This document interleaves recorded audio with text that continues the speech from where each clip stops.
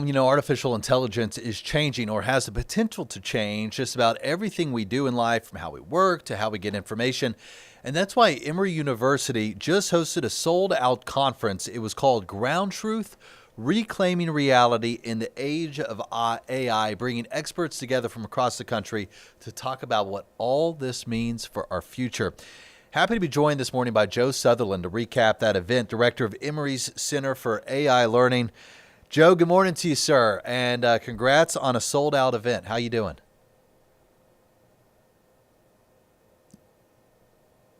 Hey, you're welcome.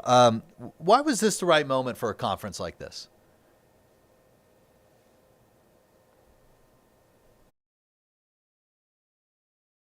And it's created a lot of fear. I traveled around the state of Georgia to 23 different cities and towns. I've spoken to doctors, I've spoken to nurses, I've spoken to CEOs of publicly traded companies. And the one thing that I can say for certain is that everybody's really, really wondering, what does this all mean? What does it mean for me? What does it mean for my company? What does it mean for my community, my children? And so, what we wanted to do is have a conversation grounded in the truth, not just about the hype, not just about the press release, but about the real facts. All right, so what is the truth? What are some of your big takeaways? Well, it was a fantastic conference, totally sold out. We had hundreds of people show up. We had panels on media. I thought that was a really incredible panel. We sort of saw experts in their spaces forming new opinions in real time as part of this conversation. And so I'm really happy that what Emory University was able to do with this conference was create a space where experts could come together to form opinions about the future. We also had a workforce panel. A lot of people are really worried about AI and jobs, and I'm happy to talk about that a little bit more. But it turns out it's actually a little bit more complex than what you usually hear on the news or on social media. Well, so I'm curious to know about that panel on media. Any big takeaways on that one? Well, the media panel demonstrated that more investment will be coming to Georgia in the next few years because of artificial intelligence. I think that a lot of us have been worried that artificial intelligence is going to compete with folks when it comes to creating movies, when it comes to generating content.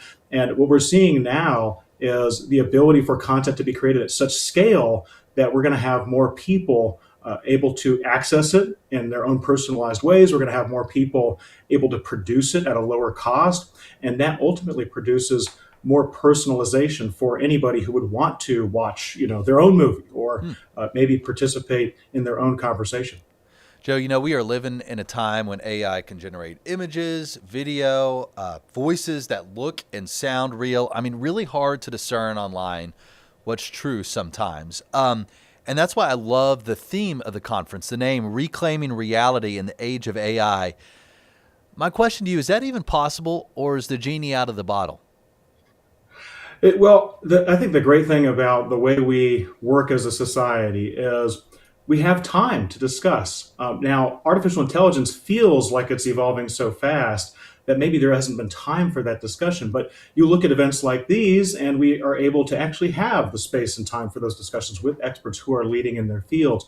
And so I think one of the roles of the university here is to be able to provide that neutral space for those conversations, because I think too often it can become one sided. Okay, so it's not too late, or what are you thinking? Did you walk away feeling optimistic or a little frightened for the future? Absolutely. I mean, when it comes to jobs, for example, at Emory, so one of the old ways we would do diagnosis was we use this technology called radiology, which is where you go and you scan a patient, and then you go and look if there's any problem areas. You have to have a radiologist to read that scan. Nowadays, what we do, because we used to not send them out as frequently because it was hard to get that scan done. It was expensive. It was hard to get it read. Nowadays, one of the first things we do when a patient comes in is we send them out for imaging, and that has created so much more work for radiologists who used to just have to read specific scans in their own subspecialty. Now they have to read 20 scans across 20 subspecialties. And so what we're seeing is sort of a similar theme across lots of different areas. It's not necessarily replacing the jobs, it's actually creating the opportunity for more work because it's making doing the work a little bit cheaper. And so I would love to see more conversation, and of course we did this at the conference when it comes to expanding the opportunity available, and that's exactly what we're seeing in radiology. Joe, you have this fascinating position at a university that's trying to prepare students for the future and the world they'll be going out into. Um, I've seen some numbers saying that the unemployment rate may be as high as the high 20s for kids just graduating college in the next few years. What are you telling people realistically, students at Emory, to expect when it comes to the job market thanks to artificial intelligence? Well, it's going to change every job. But when we think of a job, we think of it as a package of skills and tasks. We don't think of it necessarily as the entire job. And so, what the students are learning here is how to integrate artificial intelligence with all of the tasks that they used to have to do in their entry level work. Now, a lot of folks will talk about how this is eliminating the first rung of the ladder. How do you get your first hand up so you can start crawling up and getting to that next job and getting that promotion if there's no work available to be able to go and do that? And the truth is, what we're seeing now is students who are well trained in using these technologies for knowledge work. We get at the trades too. The trades is actually a slightly different problem. When they're trained in the right knowledge work applications, they're able to come in at a more senior level in their first job because they can be the, I guess, pathfinders, if you will, when it comes to teaching companies about how to use these technologies for those tasks they used to need entry level college graduates to do.